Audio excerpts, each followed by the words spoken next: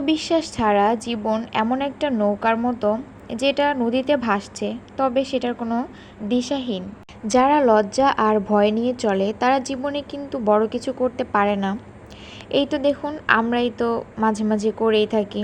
এই যে ইউটিউবিং করি ভিডিও, এটা কিন্তু অনেক সময় আমরা লজ্জার জন্য বা কাউকে জানাতে চাই না, চুপি চুপি ভিডিও করে থাকি। তো এটাও কিন্তু একটা লজ্জার কারণেই।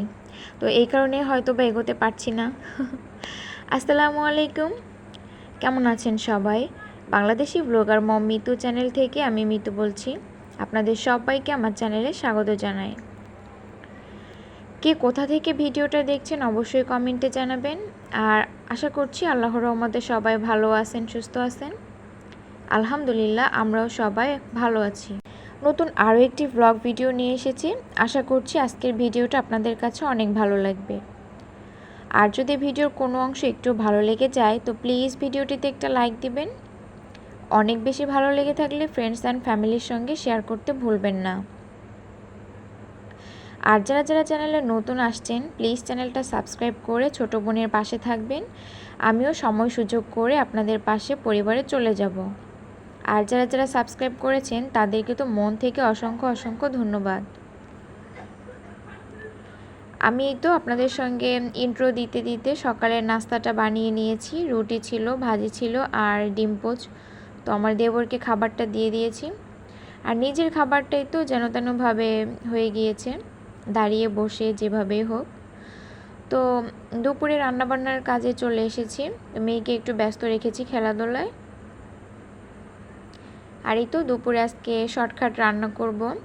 শাক ভাজি করেছি, সবুজ শাক যেটা ছিল, আর হচ্ছে মুরগির পা ছিল কয়েকটা, দুটো তিনটে মুরগির পা ছিল, আর হচ্ছে গিলা কলিজা যেটা আলাদা করে থাকে, মানে সলিড মাংসগুলো তো আমরা সবাই খেয়ে থাকি, যেগুলো আর কি বাদ দেওয়ার মতো। তো সেই সব অংশগুলো দিয়ে আবার একটু আলু দিয়ে রান্না করে নিচ্ছি। আর এই তো সমস্ত মশলা দিয়ে তারপরে আমি মশলাটা সুন্দর করে কষিয়ে তারপরে হচ্ছে এই যে পাগুলো দিয়ে দিলাম। আর কিছুটা আলুও দিয়েছি, আলু দিলে একটু খেতে ভালো লাগে, আমার মেয়েও খাবে, তো তার কারণে একটু আলুও দেওয়া। আচ্ছা, প্রথমেই যেটা বললাম আত্মবিশ্বাস, আসলে আমাদের জীবনে আত্মবিশ্বাসটা থাকা খুবই দরকার। আর নিজের প্রতি যদি নিজেরই কোনো আত্মবিশ্বাস না থাকে তবে অন্য আপনাকে কিভাবে বিশ্বাস করবে বলুন? খুব বড় বড় কথা তো বলি, তবে দেখা যায় কি নিজের পরিবারের মানুষের অনেকের কাছেই কিন্তু নিজেকে ছোট মনে হয়। যাই হোক, ছোট ভাবা কোনো খারাপ কিছু না। নিজেকে যত ছোট ভাববো অন্যজনে ততই বড় ভাববে। তো সবসময় নিজেকে ছোট করে দেখাই ভালো, কাউকে ছোট না করাই ভালো। সেটাতে আল্লাহ আপনাকে বড় করে দিবেন।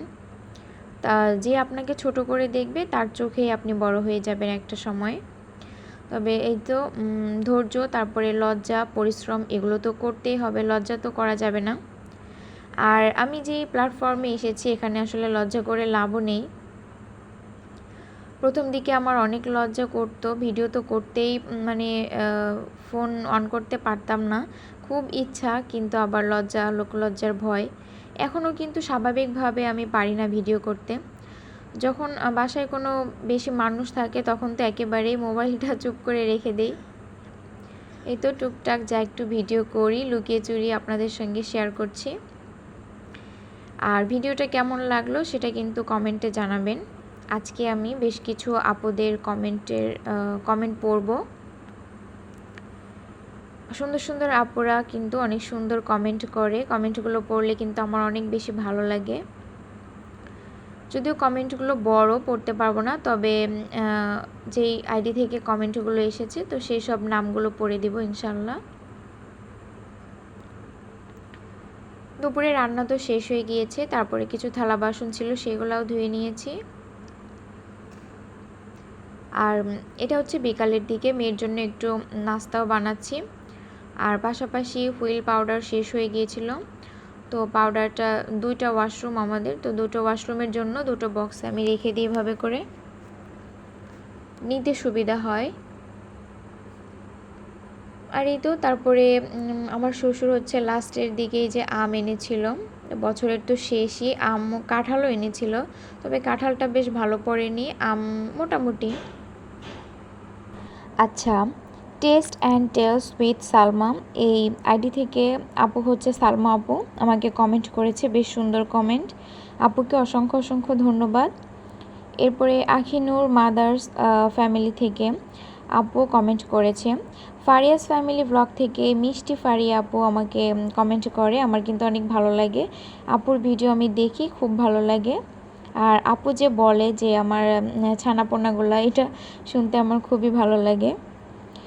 তারপরে আছে তনু মনু ব্লগ, এআইডি থেকে আপু কমেন্ট করেছে জীবনের ডায়েরি, এ আপু কমেন্ট করে, তো ভালোই লেগেছে আমার। রত্না লাইফস্টাইল থেকে রত্না আপু, মোমেন্টস উইথ শম্পা চ্যানেল থেকে শম্পা আপু কমেন্ট করেছে। হাসনা হেনা থেকে আপু কমেন্ট করেছে, আপুকে অনেক ধন্যবাদ। সায়েন্স মম ওয়ার্ড, তারপরে সুস্মিতা সুইট নেস্ট থেকে, তো এই আপুটা হয়তো বা নতুন এসেছে আমার চ্যানেলে, তো আপুকে বলবো আপু পাশে থাকবেন, আমিও পাশে থাকবো ইনশাল্লাহ। তো বাংলাদেশি ব্লগার মাম মন্নি চ্যানেল থেকে, মন্নি লাইফস্টাইল চ্যানেল থেকে কমেন্ট এসেছে। তারপরে JF অর্ডিনারি লাইফস্টাইল থেকেও কমেন্ট এসেছে। তো যারা যারা কমেন্ট করেছেন অনেকের নাম পড়িনি, তো যাদের নাম পড়েছি তো সবাইকে অসংখ্য অসংখ্য ধন্যবাদ। সবাই ভালোবাসা দিয়ে এভাবে পাশে থাকবেন।